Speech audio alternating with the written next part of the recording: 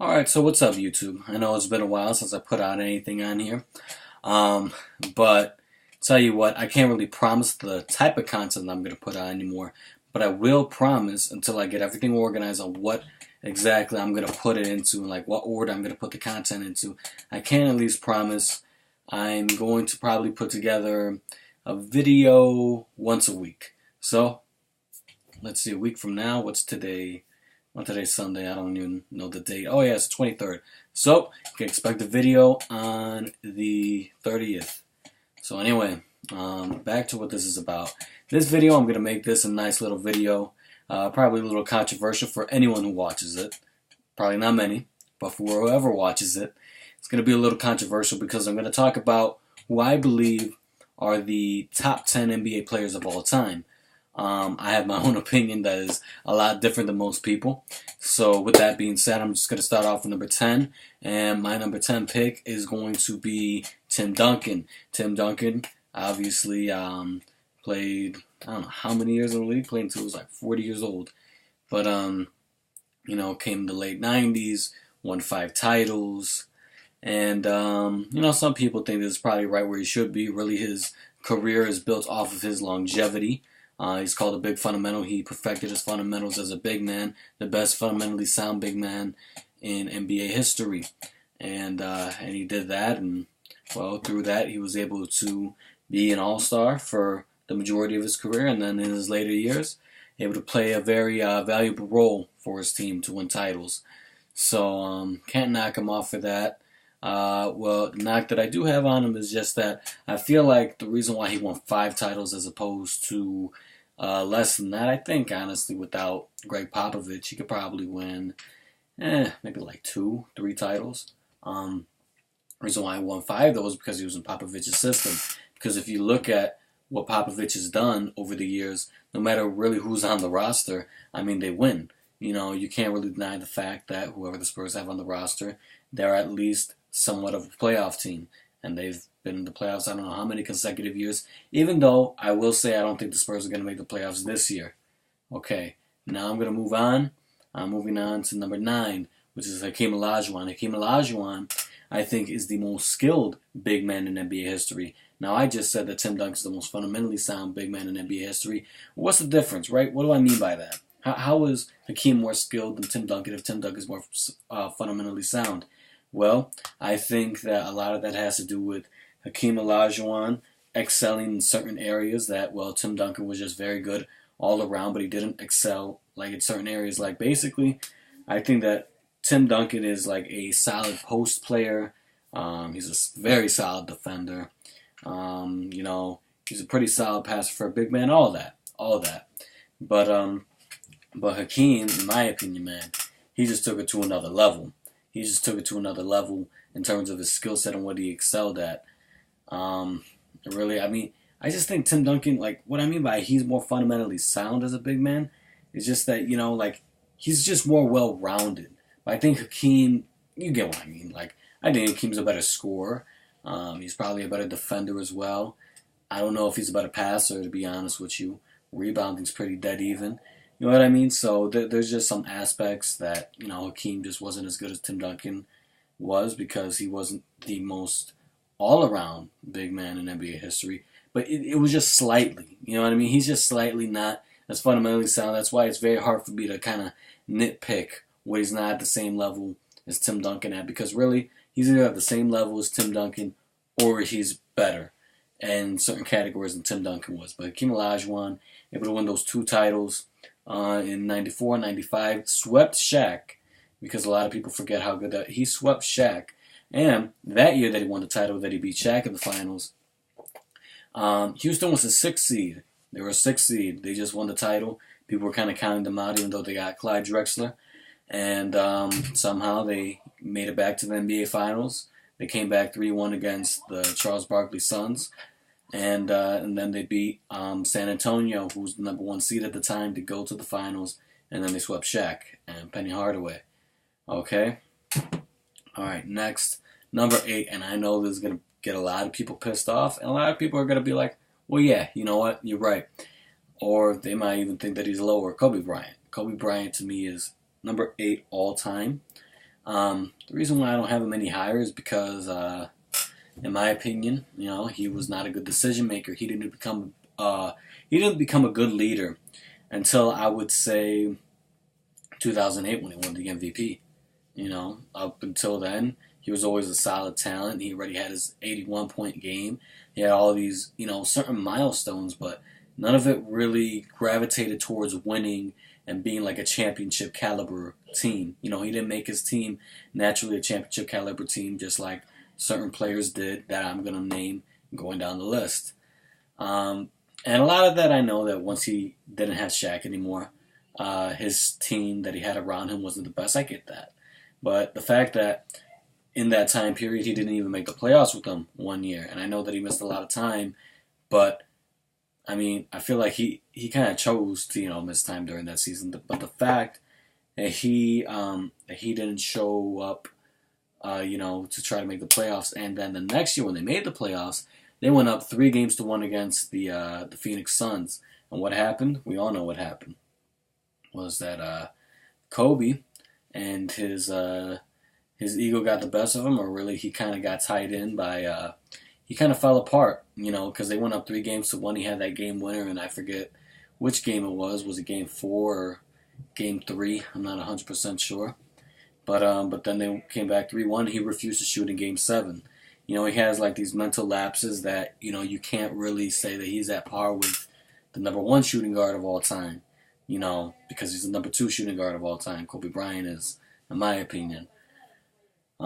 So yeah, I mean, but obviously we know how great he is. Oh, another knockdown I'm just going to have on him really quick. 2 more, really. Is the 2004 NBA Finals when his ego got the best of him, and he just completely made bad decisions over and over again, shooting horrendously, getting shut down by the Detroit Pistons. And also, a lot of people, always try to say, oh, well, Shaq and Kobe were on the same level. Not really, man. I mean, Shaq was the leader of that team, especially for the first title. And he was also probably definitely the leader of the second title. The third title, I would say they're pretty even, but I would still say that Kobe was a 1B to Shaq's 1A. You get me? Like, I don't think during that three-peat, Kobe was the better player, let alone at the same level as Shaq. I think Shaq was the better player. Kobe was the more clutch player. Kobe was a guy that you could count on in those moments. But, I don't know, Shaq was just way more dominant. That was his team. You get me?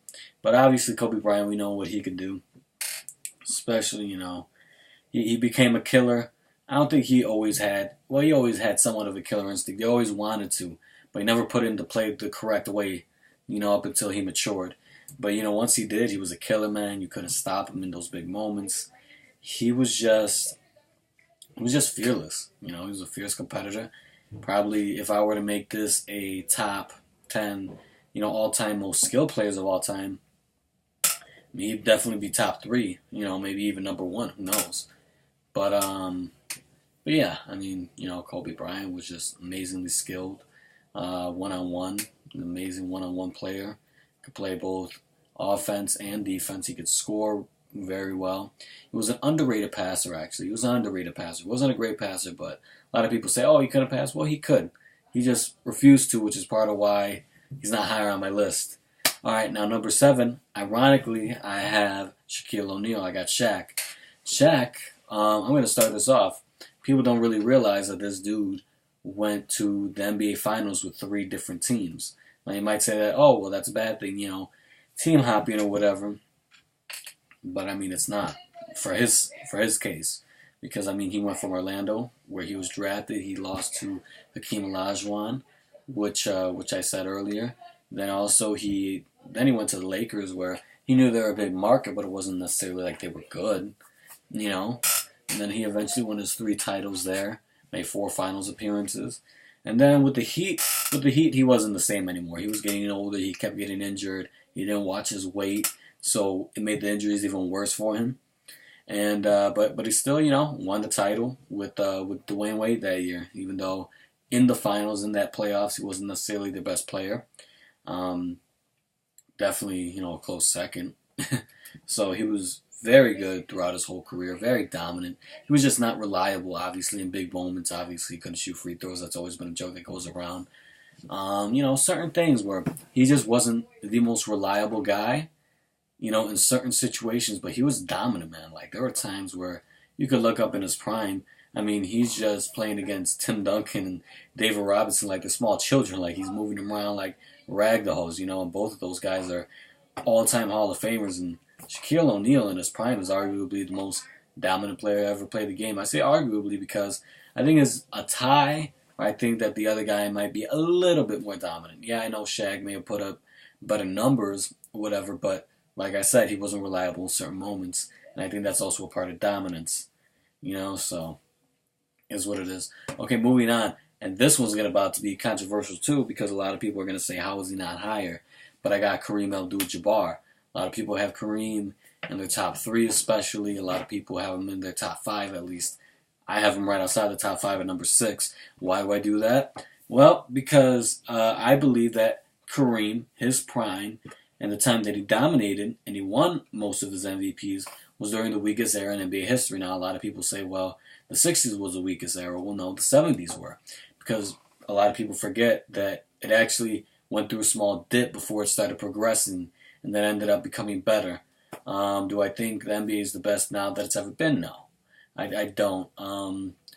I think that there's probably like 3 eras that are better than today's era. That's my opinion. A lot of people are probably going to get butthurt about that, but I don't really give a damn. I mean, it is what it is. I'll make a video on that. But let's see. Yeah, I mean, Kareem won 5 of his MVPs, and his last MVP really in 1980, but 5 of his MVPs were in the 70s.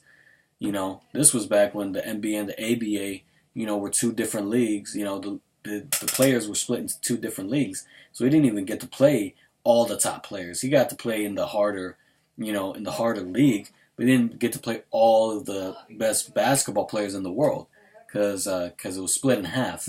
You had Dr. J, you had, I believe, Moses Malone was in the AB at the time. I believe so. You can correct me if I'm wrong, but that's what I believe so far. But yeah, I mean, he had all those guys, and the fact that he won 5 MVPs, and I think one of those years he missed the playoffs in the 70s.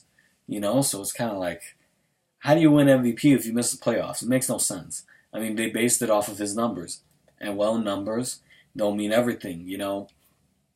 Numbers are just a reflection of what you did on that court. It's not how you did it. The how you did it is more important than what you did, on the court. And that's what Kareem was really good at, was putting up stats. He also wanted to win.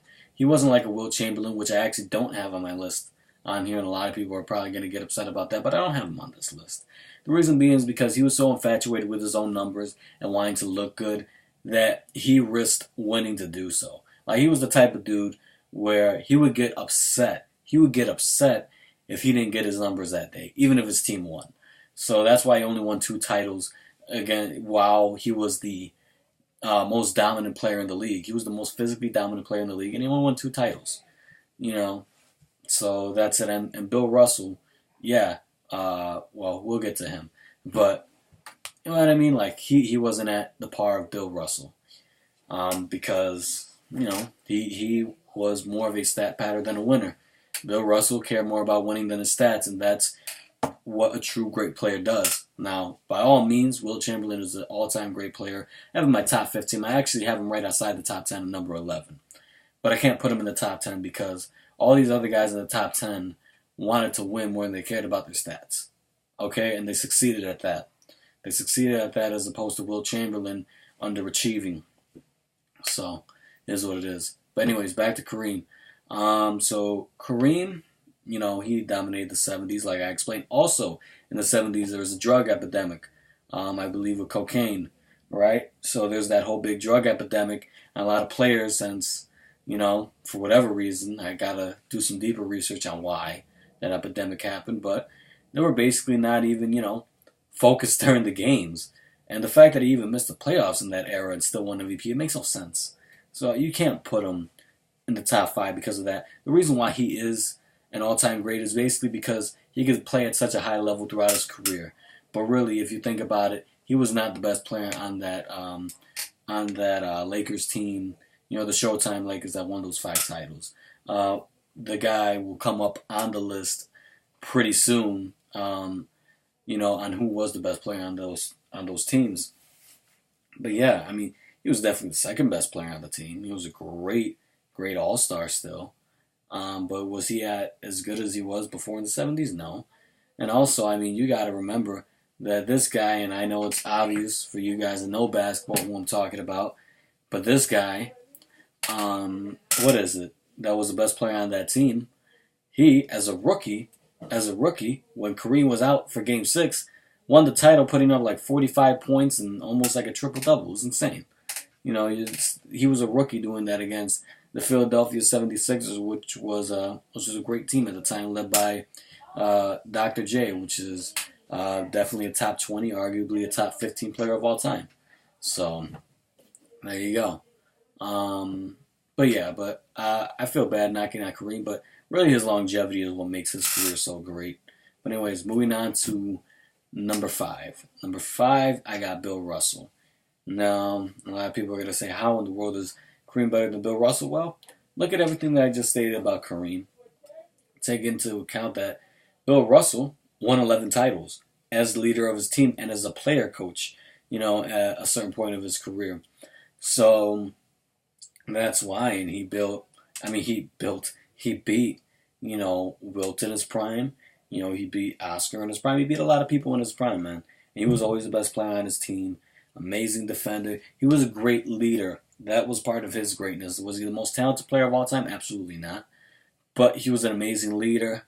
He just did everything. That's why he won 11 titles. A lot of people say, well, he played with all these other Hall of Famers, but you got to take into consideration that was the pioneering of the NBA.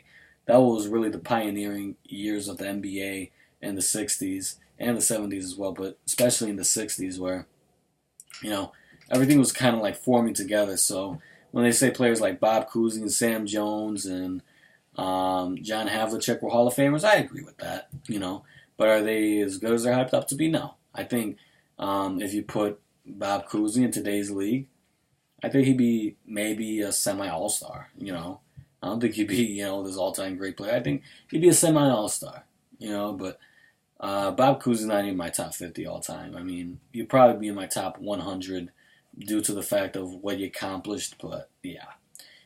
Same thing with Sam Jones. Sam Jones would probably be a semi-all-star. John Havlicek would be a legit all-star, but would he be as great as he was back then? Probably not. So that's just my opinion. But Bill Russell, man, I mean, he made his teammates better. That's the part about Bill Russell was he made his teammates better. Unlike Wilt, who restricted his teammates on what they could do because he was so infatuated with his stats, Bill Russell could actually run the floor as a big man. And he was a great passer, and that's why he didn't need to score so much. He was a great passer, along with a great defender. Who knew how many blocks he had per game back then because they didn't record blocks? I know the dude grabbed like 20-something rebounds a game. I'm pretty sure if you translate that to today's NBA, that you could probably translate that to maybe like 11, rebounds a game, 12 rebounds a game to be reasonable. I mean, I think you could even translate the amount of points that he had now, and maybe like a few points less, today, or the points that he had then you could translate to a little bit less today. Because he didn't focus on scoring, and when he did, I mean, they were pretty simple shots. It's not like he took a complicated shot ever, so he averaged about 15 this day, 16 this day. I say that translates to about 12, 13 today because, again, he took easier shots. But yeah, man, I mean, that's what I think about Bill Russell. He was just an amazing leader, knew how to get the best of his teammates. Even in today's league, he won 11 titles then. I believe he could probably win 4 or 5 now because of how amazing of the leader that he is. A lot of people may think that that's a stretch, but hey, that's what I think. Number 4, I know this is going to be controversial because I don't have Kareem ahead of him and I don't have Bill Russell ahead of him. Yet I do have 3 players ahead of him. I got 3 players ahead of this guy, and everyone in the media's, especially the media's hyping him up. That is LeBron James. LeBron James I have at number 4. Now, you're probably thinking, how in the world do you have him at number 4? Yada, yada, yada, all this BS, man. But the reason why I have him at number 4, nowhere higher, and, it's not because of Kareem or whoever else, is due to the fact that, I feel like he gets a little bit too much credit. He is obviously an all-time great player. That's why I have him on this list to begin with. A lot of people think I'm a hater on him. Not necessarily. I don't like him, to be honest with you. But I give him credit where credit's due. And a lot of that reason why I don't like him is because I think he's overrated. You know, I sincerely think he's overrated. Like a lot of people knock him for that 2011 NBA Finals, and rightfully so. But they think, oh, well, that's the only NBA Finals that was his fault that he lost. Even though he lost 6, I mean, you'd think that only 1 out of those 6 are his fault? No. I don't think all of them are necessarily either, I'm not going to lie. But I will say that 2014 definitely, because he got most of his stats in garbage time, and Kawhi Leonard shut him down. A young, I believe, 22-year-old at the time, Kawhi Leonard shut down LeBron James in the NBA Finals and didn't allow him to do anything. And whenever Kawhi wasn't on the floor, it was basically, the Heat were getting blown out. That's when LeBron would get most of his stats, and he would stat pad. Today, he's still a huge stat padder. That's part of the reason why I don't, think he's as great as he is. And the way that he stat pads is he's actually extremely ball dominant, even though people will make you believe that he's a pass first guy. He's not. He's extremely ball dominant. He holds the ball for the majority of the possessions. He doesn't move without the ball. He's not an off-ball player. He just kind of stands around when he doesn't have the ball in his hand. He doesn't try to do anything to better his teammates, and he actually limits his teammates. He limits his teammates to amplify what he's good at. So, he forces, especially post big men, who could post up and score in the paint, to become spot up shooters, and that's not what they're good at. He forces a lot of players to be spot up shooters. The only people that could really work with LeBron are actual spot up shooters and other perimeter players that could control the offense and be a ball handler. That's it, because with the spot up shooters, obviously they're ready for him to go in the lane, pass it out, and they could shoot, or with the other ball handlers, he'll just pass it to them, let them do their thing, even create space for him, even though he stands in one spot, and then he gets an easy shot or whatever. So that's basically why, because they kind of the ball handler, him and the other ball handlers always stay out of each other's way, such as Dwayne Wade and Kyrie Irving. And then he forces very good post-up players to become spot-up shooters, just like how we did with Chris Bosh and how we did with Kevin Love. Because Kevin Love, believe it or not, is still an all-star caliber player. A lot of people talk about him like he's trash because he plays with LeBron James. Well, the reason why he's not as good as he was, before is because he plays with LeBron. Because LeBron's style of play, of constantly need to dominate the ball, limits him. And the fact of this, man, like, how many players get so many excuses that, his teammates, are the reason why he loses. Yet he handpicks his teammates. He has had the most talented team in the whole NBA from when he joined the Miami Heat till Golden State got Kevin Durant. Now, you're thinking, how is that possible? Because he still lost more finals than he won, right? Well, because guess what? He's an all-time great player, but he ain't that great. He ain't who's number one. Okay? That's why. It's so ridiculous. I mean, that Miami Heat team, when they first came together, were predicted to win more titles. Yet people were satisfied. Well, they won 2 titles, so they should be, among the all-time greats, all-time great teams. Maybe the top 15. I definitely don't have in my top 10 all-time great teams. Multiple things, man. Like the dude is actually underachieved. Like, there have been multiple times where they hype him up to do better than what he ends up doing and makes excuses on why he didn't get there. But then there are also a lot of times where they obviously they lower the expectations for him. Just like this year in the playoffs, I mean, who did he really beat? He beat Indiana, who has Victor Oladipo, who is really a semi-all-star. He's a very good player, but I think he's a semi-all-star. I don't think he's an all-star just yet, And then he beat a young Celtics team that didn't even have their 2 best players. Like, come on, man. And it took him 7 games to do it. I'm not even going to mention Toronto because Toronto's trash. They beat each other every year. I mean, they beat themselves every year. Basically, Toronto just self-destructs against... Yeah, I know it's been against LeBron lately, but, I mean, they almost lost to the Bucks in 2017 in the playoffs. They had a hard time beating the Washington Wizards, who actually do worse with John Wall. And they got John Wall back. So...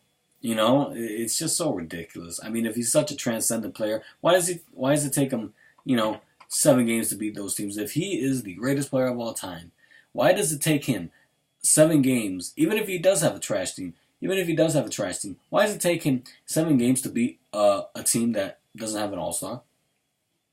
I mean, I can't put my finger on that. If he's the greatest player of all time, well, how come this upcoming season he's only predicted to win 46 games? It's like they lower expectations for him just so if he ever does surpass it, oh my God, it's amazing. I mean, it's somewhat amazing. He's still an all-time great player, but no, man. Well, I'm tired of this overhype, and 2015 is so overhyped. He shot the ball horribly. I understand that Kevin Love and Kyrie weren't there. That's why he had to hold the ball so much. But he didn't need to limit his teammates and not utilize them to that extent. That was ridiculous. 2016, I give him a lot of credit for. A lot of credit, even though a lot of people try to make their claim that, wow, he just, bulldozed over, Golden State single-handedly and came back. Well, there are different factors that came in, You got to give Kyrie credit because Kyrie, played almost as well. Not quite as well as LeBron, but almost as well in that series as LeBron did, especially in games 5 and 7. And then also, what is it? Oh yeah, in that series, I believe it was friggin' Andrew Bogut went out. Draymond Green got suspended. Yeah, Andrew Bogut had a basically career-ending injury in Game 5. That's when you saw an obvious, attack on the basket happening more often. So you can't just say, he came back. Well, there are other factors that came in. I'm not even going to mention Steph Curry. Well, I kind of am now. Mention him being hampered and all that, having somewhat of an injury because players have played through injuries in the playoffs before. So I'm not going to mention really Curry or Iguodala not being 100% in the playoffs because that's going to be a little petty. That's going to be a little petty because we all know in 2014, even though I do blame LeBron for that D-Wade also wasn't 100% in those playoffs either. He was not there. So I'm not going to be that petty, but I am going to mention how certain players didn't play certain games and how that affected the game. So I'll say that. But anyways, let's move on to number 3. And number 3, I'm going to have to say how he's better than number 4 because I know a lot of people already, it's embedded in their minds that he's already way better than him. Larry Bird, I got number 3. A lot of people have him on the low end of the top 10. I really don't understand why. Actually, I do know why. Because they see an unathletic white player and automatically have these assumptions that he's not as good. You have to understand the artistry of Larry Bird and how he orchestrated, the whole game, really. Now, was he the best defender? No, but he even, in a way, he kind of controlled the team's defense, too, just mentally. Because mentally, he just gave him that confidence.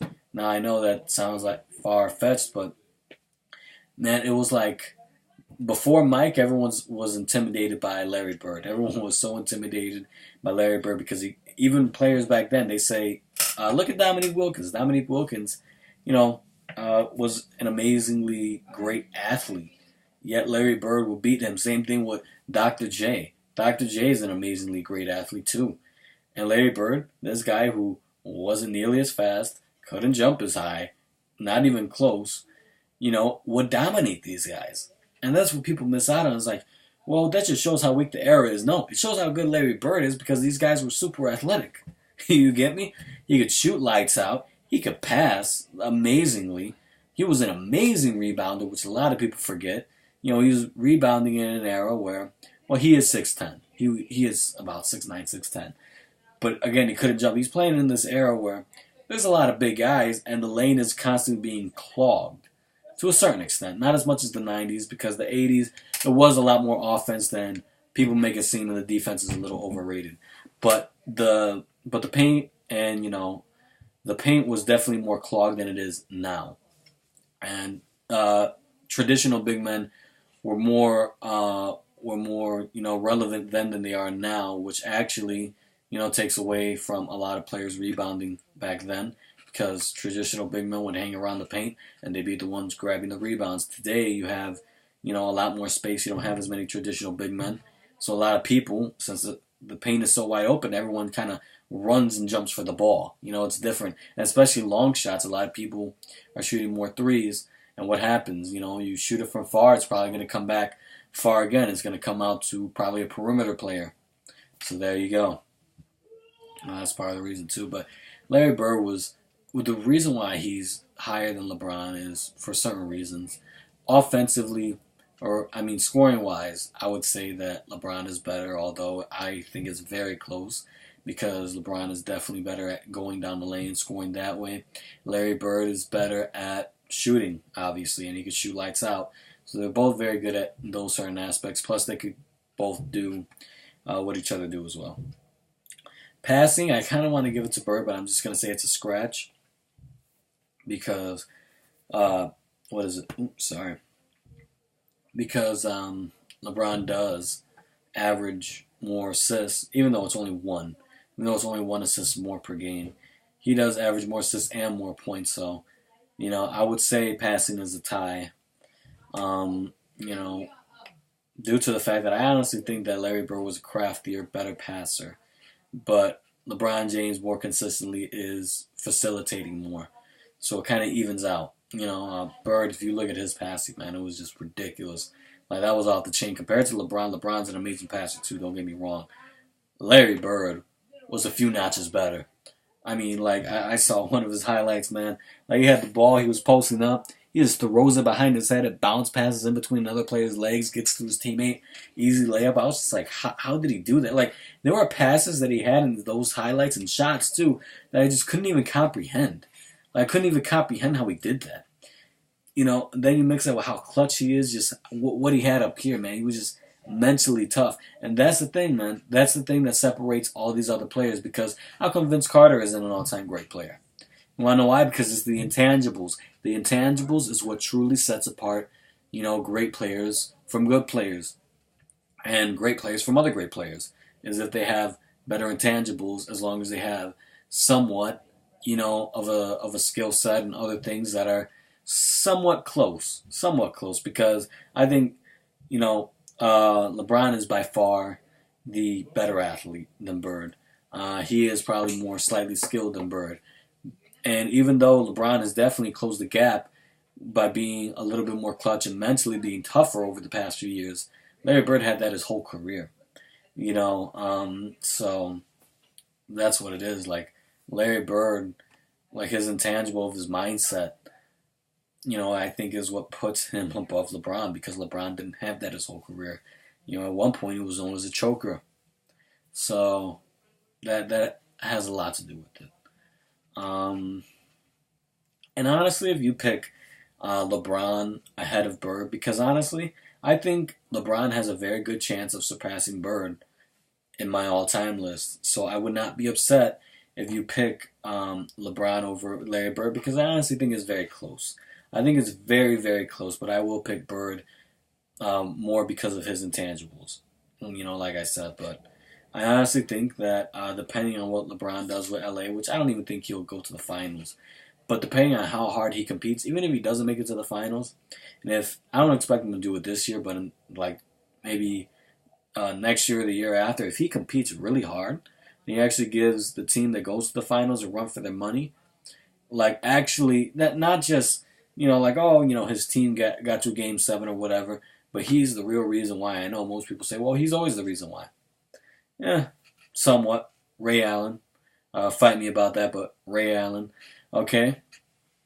It's if he's the real reason why I don't know, he just has to perform at a high level, because already his longevity is speaking. Like, Larry Bird did not have the longevity that LeBron James has.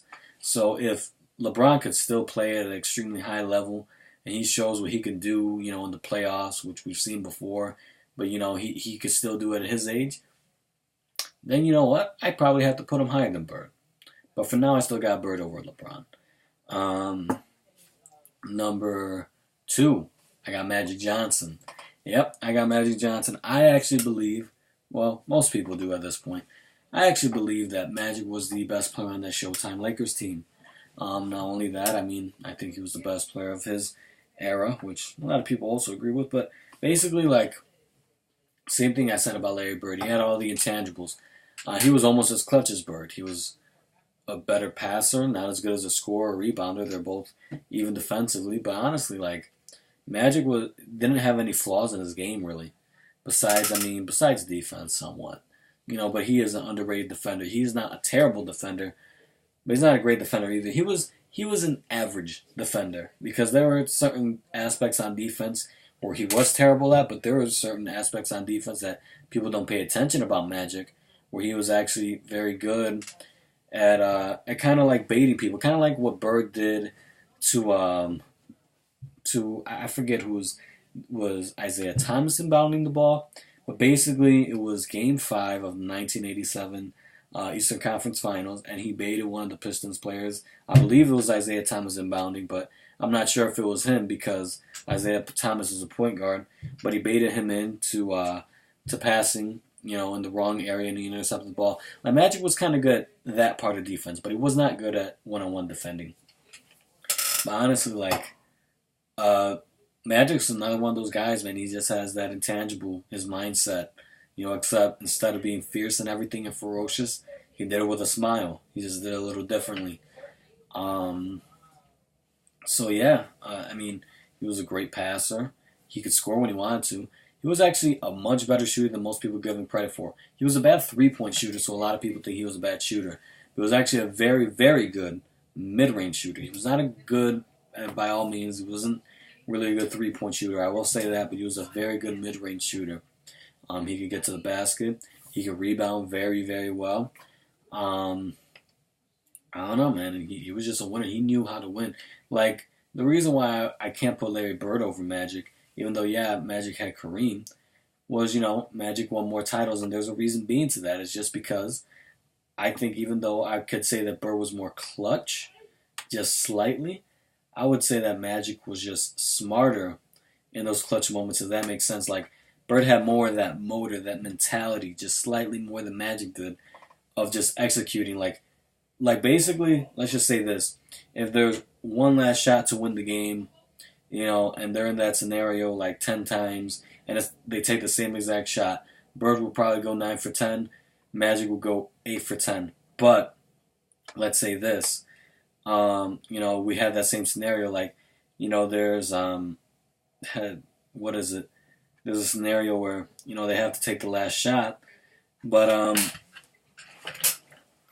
how do I explain this? Scenario where they have to take the last shot, okay?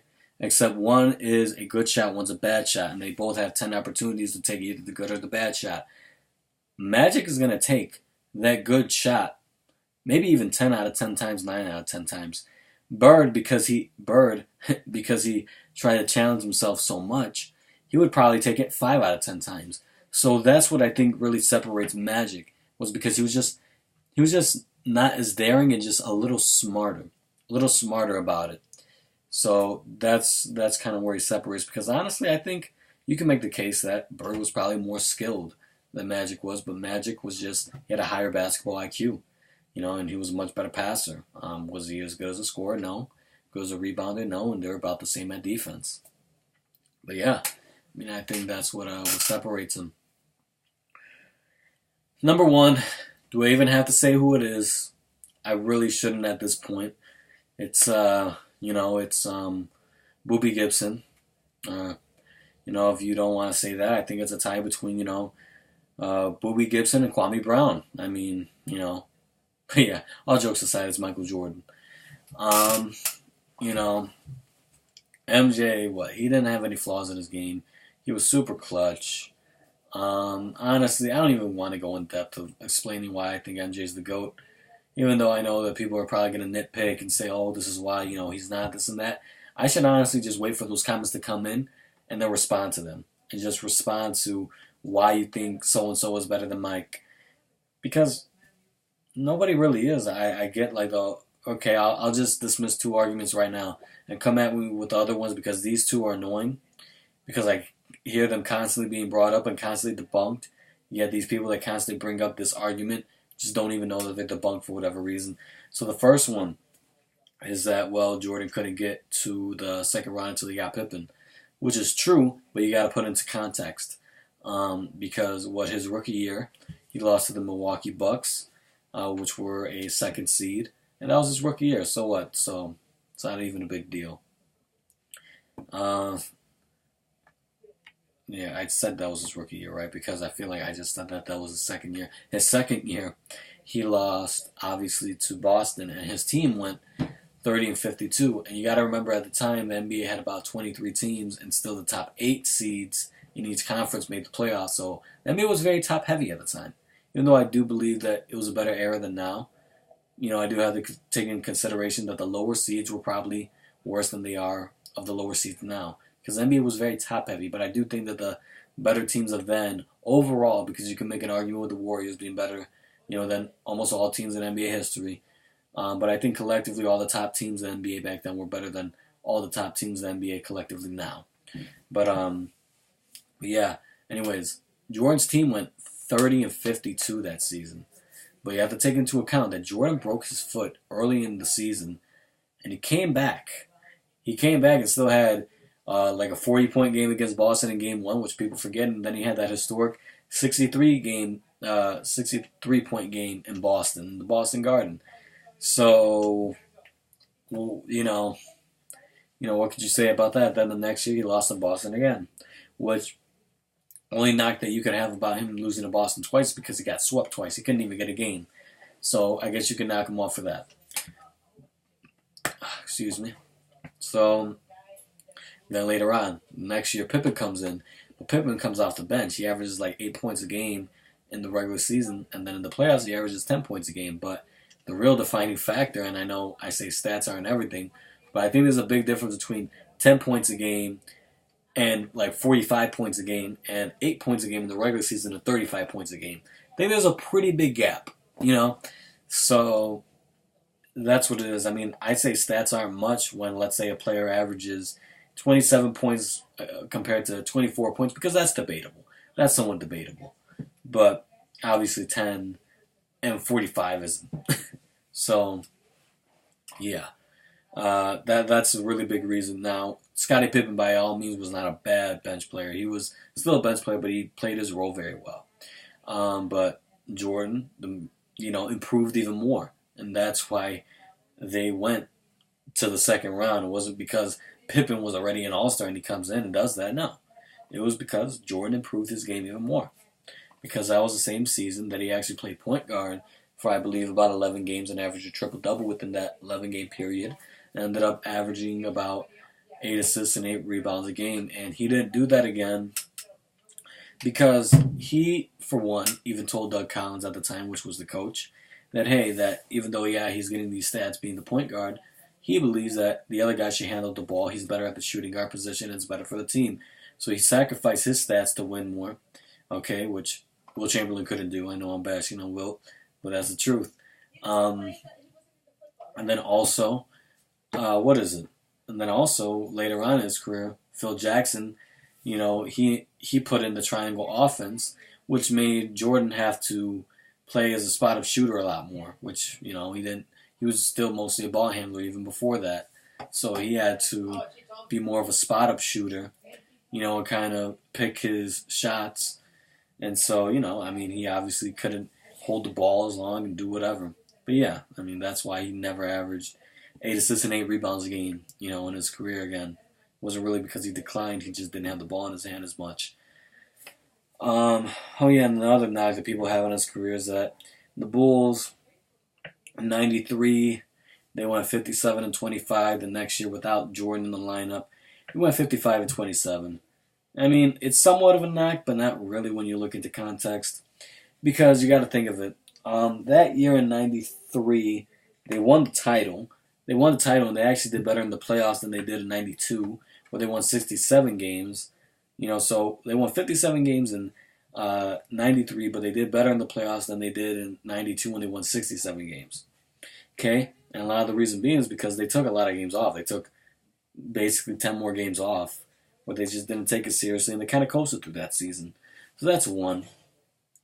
Two, a lot of people forget that that season, like the 94 season, so I'm kind of almost like losing my train of thought, but yeah, in that 94 season that they actually made some acquisitions to the team.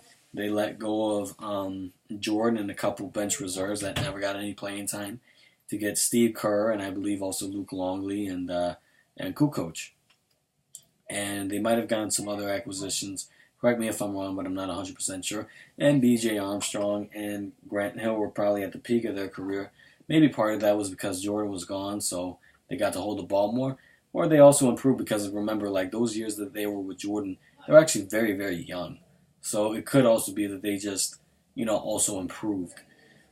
So you never know. I mean, so that was a lot of the reason why, because that team in '94, they tried to prove that they could still win without Jordan, and they played every regular season game like it was, like it was a playoff game. And then they ended up losing to the Knicks in 7 games in the second round. And I know that a lot of people are probably going to point out this detail too, so let me debunk this. Is that, what is it, that Boston, that's going to be my example, is Boston '08. But anyways, that the Knicks went 7 games against Houston in the finals that same year that the Bulls took them to 7.